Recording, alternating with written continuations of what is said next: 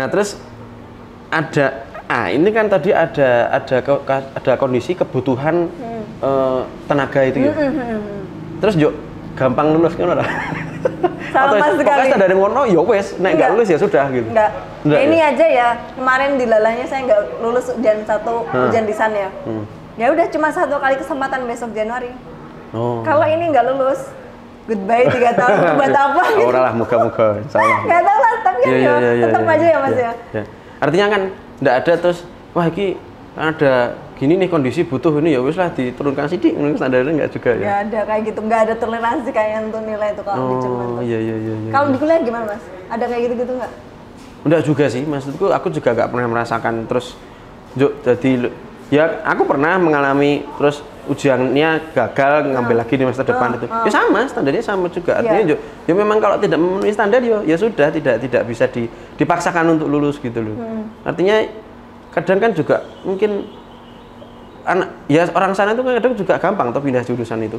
Ya itu. Merasa terus wah kita emang ditungguin aku ya wes pindah aja gitu. Ya apa ya? Passion ya kembali lagi ya. Kalau nggak cocok sama passionnya malah semakin sulit kan kemudian pindah jurusan ya. Nah aku makanya terus mikir, aku jadi merefleksikan yang kemarin ini ketika pandemi di sini itu loh, anak-anak sekolah gitu. Aku juga nggak tahu ya, terus kan sistem belajarnya jadi terganggu juga ya. Mereka kan nggak bisa tatap muka toh, terus belajar sebagian besar di rumah, pasti ya selalu di rumah lah belajar.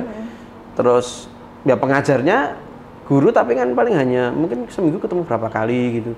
Tapi masih ada ujian akhir, terus aku juga nggak tahu terus standar penilaiannya tuh gimana gitu loh. Yo nggak tahu makanya. Aku juga nggak tahu itu. Jadi ya dengar-dengar gitu katanya kan sekarang ada KKM-nya gitu ya. Jadi guru hanya boleh memberikan nilai sesuai KKM. Jadi KKM ada kayak mungkin kriteria kelulusan minimal gitu ya kalau nggak salah. Kalau nggak salah singkatannya tapi agak lupa. Nah itu katanya 70 apa 80 apa 90 gitu. Jadi nilainya ya. Jadi nggak ada di rapot itu katanya nilai di bawah itu. Jadi mungkin satu sisi apa ya, pasti seneng lah rapotnya bagus-bagus ya. Tapi itu satu sisi ya itu tidak merefleksikan realnya toh. Ya itu, gimana resikonya coba? Itu ya. Gurunya dituntut untuk bisa memberikan nilai kepada anak itu 80. Tapi kalau anaknya cuma dapat nilai di bawah itu terus ya kasihan. Sebenarnya kasihan juga si anaknya ya. Artinya dia terbebani dengan nilai yang bagus. Tapi apa ya, terus ya ketika nanti di dunia nyata dianya apa dihadapkan pada masalah real terus kemampuannya di bawah. Nah itu. Kan, tapi anehnya gini Mas, itu kan malah kayak jadi semacam kebijakan yang anak jadi males. Maksudnya dalam arti Allah nanti juga di akhirnya dapat dapat nilai 90 gitu kan. Ya kalau mungkin ada kebijakan remedi gitu ya. Remedi tapi berapa kali? Berapa guru akan sanggup meremedi si anak gitu kan. Nah, kan kamu kan mulainya sebelum pandemi ya? Iya. Perbedaannya 2018 gimana? 2018 ya? Perbedaannya biar ketika sebelum dan pas pandemi itu? Nah pandemi itu kalau di sana kebijakannya waktu itu sekolah tetap jaraknya diatur satu ruang kelas itu ya? Satu ruang kelas cuman boleh diisi berapa gitu. Terus satu tempat duduk satu anak dan setiap 20 menit sekali harus buka jendela 5 menit.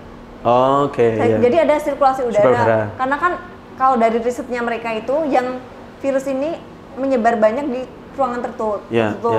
Nah, karena itu ruangan tertutup kan ruang kelas itu apalagi di winter ya yang dinginnya kayak gitu ya tetap harus bahkan itu yang pertama kali itu Mas kita tuh sampai bawa selimut ke kelas. Sampai kayak gitu? Iya. Lalu gimana itu peraturannya harus seperti itu, harus setiap 20 menit harus minimal 5 menit dibuka. Dan itu winter Mas, dan dingin kan. Gimana rasanya? Iya sih. Sekolah kedinginan. Dan harus pakai masker. Pakai masker aja bikin ngantuk kan. Terus harus karena dingin harus pakai selimut. Ya nggak harus sih. Anak-anak pada bawa sendiri selimut-selimut. Itu juga gitu. Di kelas anak-anak kecil juga. Yang SD, SMP, SMA gitu? Iya kayaknya. Tapi kayaknya ada kalau di Ausbildung nggak ada kayak sampai libur tuh nggak ada. Tapi kayak ada yang kalau yang anak-anak tuh kalau nggak salah awal-awal sempet itu loh BFO apa sih namanya? Work from home istilahnya ya, belajar dari rumah. Tapi anak-anak belajar di rumah. Kamu pernah mengamati maksudku mereka belajarnya di rumah tuh gimana? Tetap nggak maksimal kan Mas? Kan contohnya gini ya, contohnya online ya. Online yo, tetap online ya. Tetap online. Ada online Nah, ya. orang tuanya udah WFH. Terus anaknya WFH. Terus kalau anaknya nggak paham kan tanya sama orang tuanya. Orang tuanya juga punya jam kerja, dituntut untuk selesai tepat waktu. Terus kalau orang tuanya contohnya punya anak 3, punya komputer 3 ya, atau laptop 3. Kalau cuma punya laptop 1. Terus gimana itu kan tetap tantangan gitu ya. Juga ya. Apalagi kalau mohon maaf ya kalau yang anak-anak dari kurang ekonominya kurang atau yang dari contohnya pengungsi di Jerman itu kan mereka juga nggak punya banyak modal contohnya buat beli laptop gitu. Ada solusi nggak maksudku dari pemerintah kayak gimana mereka itu? Jadi kayak dari sekolahnya kayak dipinjemin laptop gitu-gitu. Oh iya. Tapi ya tetap nggak maksimal sih namanya WF belajar dari rumah gitu itu ya. Tapi ya itu sih ayo sambil.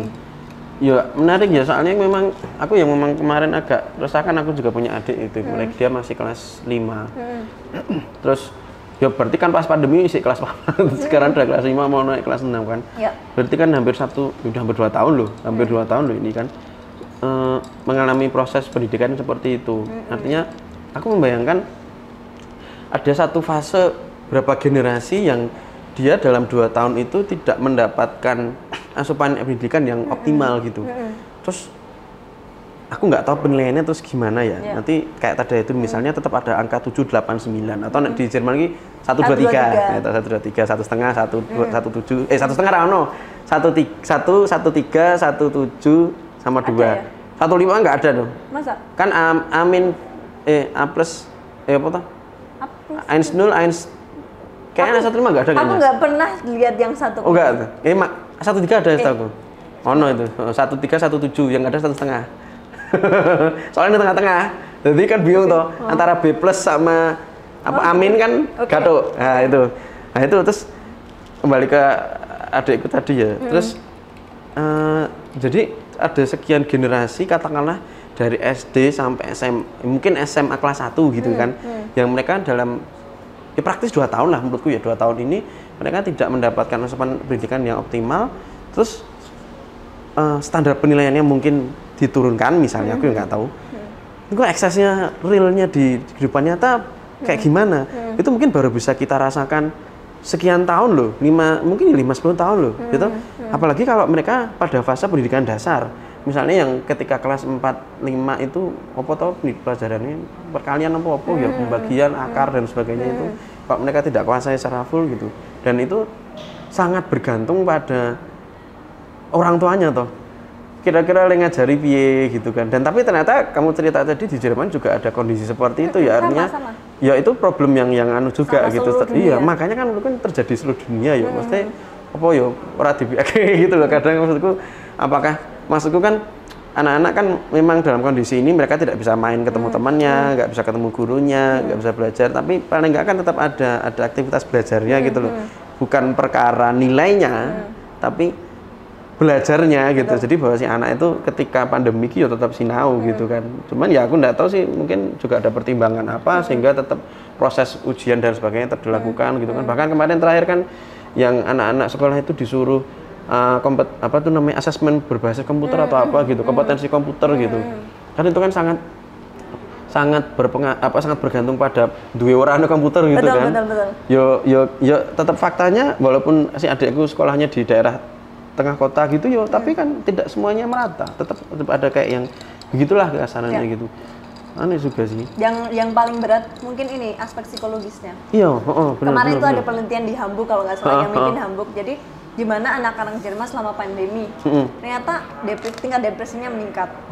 Terus ya gangguan-gangguan psikis yang lain juga banyak, kayak kemarin kecemasan gitu-gitu. Karena ya gimana ya kalau anak ya seharusnya waktu mereka tuh untuk bermain dengan teman, berinteraksi, bersosialisasi terus. Nek cah cilik gitu. Di sana terus pas anu ki ceklane apa? Handphonean juga nggak sih?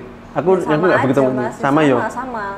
Yo anak-anak kecil yo tetap sama lah kayak di sini ya, handphonean juga yo. Ya tapi apa ya?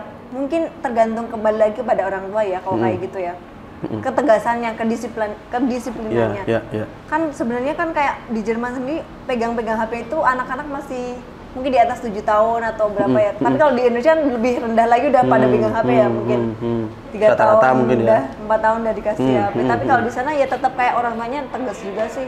Kayak dikasih waktu berapa jam gitu. Iya, iya. Kalau yang pengalaman pas gue au pair tuh anaknya cuma dibolehin akhir pekan aja. Au pair ki anu ya, kayak kita ikut bantu ngasuh ya, tinggal sama keluarga di Jerman ya. Kamu startnya dari situ ya waktu itu ya. Au pair, FSJ, baru Ausbildung. Terus ya di situ anak cuma dikasih waktu nonton TV 1 jam. Even bahkan nonton TV ya. Itu pun nontonnya Kika TV itu. Oh ya, Kinder Kanal. Anak-anak gitu. Ya, Kinder Kanal itu. Kinder Kanal itu jadi benar-benar orang tua dan salutnya mereka walaupun anak-anak ya. 1 tahun bisa ngatamin 100 buku, entah novel-novel apa-apa. Jadi nggak kaget kalau anak-anak Jerman itu pada pakai kacamata di usia kecil-kecil. Oh ada anu juga gitu ya? Indikasi kayak gitu juga ya? Karena ya mereka luar biasa ya minat bacanya dari kecil gitu ya. Sehingga ya kritisnya. Aku juga ingat sih beberapa teman anaknya teman-temanku orang Indonesia gitu juga.